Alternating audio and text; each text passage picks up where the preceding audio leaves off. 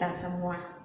Saudara-saudari yang terkasih, bertemu kembali dalam permenungan kita pada hari ini, memasuki minggu biasa yang ke-6, 14 Februari 2021. Permenungan kita hari ini diambil dari Injil Markus bab 1 ayat 40 sampai 45. Seorang yang penyakit kusta yang ditahirkan oleh Yesus karena kerendahan hatinya dan oleh belas kasih Yesus. Pada zaman itu, penyakit kusta menjadi penyakit yang sangat mengerikan. Penyakit yang kemungkinan untuk sembuh sangatlah sedikit, kecuali jika ada mukjizat atau keajaiban. Orang yang penyakit kusta pada zaman itu menjadi orang yang dijauhkan dari kehidupan bermasyarakat.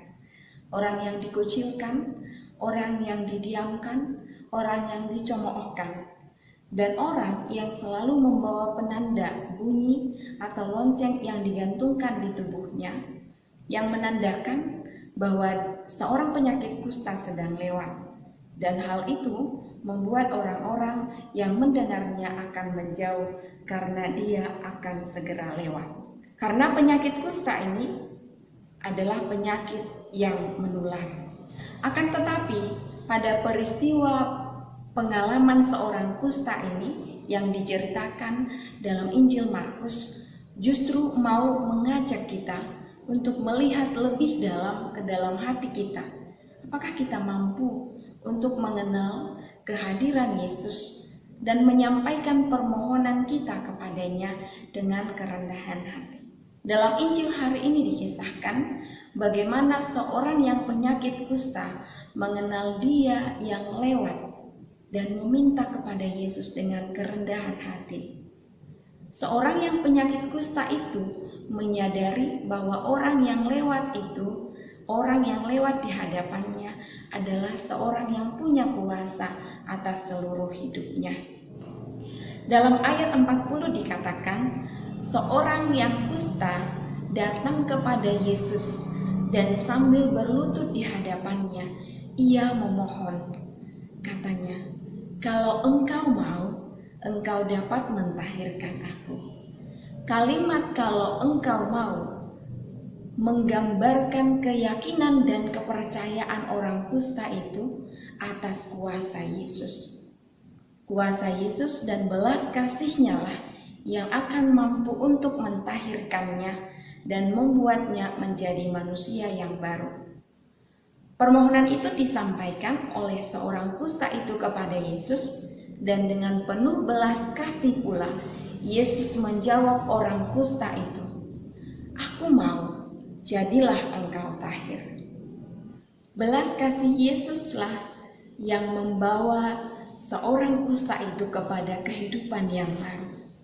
Kehidupan yang penuh kebahagiaan, karena dia akan kembali berkumpul bersama dengan masyarakat banyak. Dan atas dasar itu pula, maka Yesus mengingatkan seorang yang sudah tahir itu, "Ingatlah, janganlah engkau memberitahukan apa-apa tentang hal ini kepada siapapun. Tetapi pergilah, perlihatkanlah dirimu kepada imam, dan persembahkanlah untuk pentahiranmu persembahan yang telah diperintahkan oleh Musa sebagai bukti bagi mereka." Yesus mengingatkan seorang yang sudah tahir itu untuk pertama kali memperlihatkan dirinya yang telah sembuh itu kepada imam agar mempersembahkan persembahan untuk pentahirannya. Nah, dengan demikian dia baru bisa diterima kembali dalam kehidupan masyarakat. Kebahagiaan dan sukacita yang dialami oleh seorang yang penyakit kusta itu menjadi buah bibir dan pada akhirnya menjadi meluas dan menyebar kemana-mana. Saudara-saudari yang terkasih, dalam kehidupan kita sehari-hari, orang yang mengalami penyakit kusta mungkin sudah jarang kita temui, tetapi masih ada. Penyakit kusta itu pun pada zaman sekarang sudah dapat disembuhkan karena perkembangan dunia kesehatan saat ini. Namun pada saat ini penyakit kusta tidak hanya terfokus pada penyakit kulit yang dapat menggerogoti seluruh tubuh kita. Tetapi penyakit kusta dapat diidentikan pula dengan sikap kita terhadap orang lain, sikap kita terhadap sesama kita.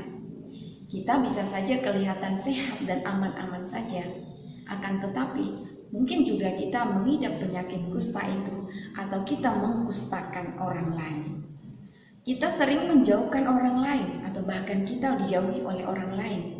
Kita mau mencemooh orang lain atau kita dicemooh. Kita mau menghindari orang lain karena merasa tidak suka. Kita mendiamkan orang lain atau kita didiamkan oleh orang lain. Maka dalam permenungan kita hari ini, kita diajak untuk mengenal dan menyadari kehadiran Tuhan dalam diri kita dan juga dalam diri sesama kita. Dengan demikian kita semakin diberkati dan dimampukan untuk keluar dari sikap-sikap diri yang egois dan membiarkan kuasa Tuhan yang bekerja dalam diri kita membawa kita pada kasih yang universal dan merangkul. Tuhan selalu dekat dengan kita, hadir dalam diri kita dan juga dalam sesama kita. Dengan demikian, kita memperoleh kebahagiaan, mengalami kesembuhan dari penyakit-penyakit kusta zaman ini. Kita semua diciptakan Allah secitra dengannya. Maka mari kita juga sungguh menyadari kehadiran Tuhan itu dalam diri kita dan juga dalam diri sesama kita dalam keadaan apapun dan juga dalam sikap-sikap yang dimiliki oleh sesama kita. Karena kita semua adalah secitra dengan Tuhan. Kita dipanggil untuk saling mengasihi dan menjadi berkat bagi orang lain. Salam Imago Dei, Shalom, Tuhan Yesus memberkati kita.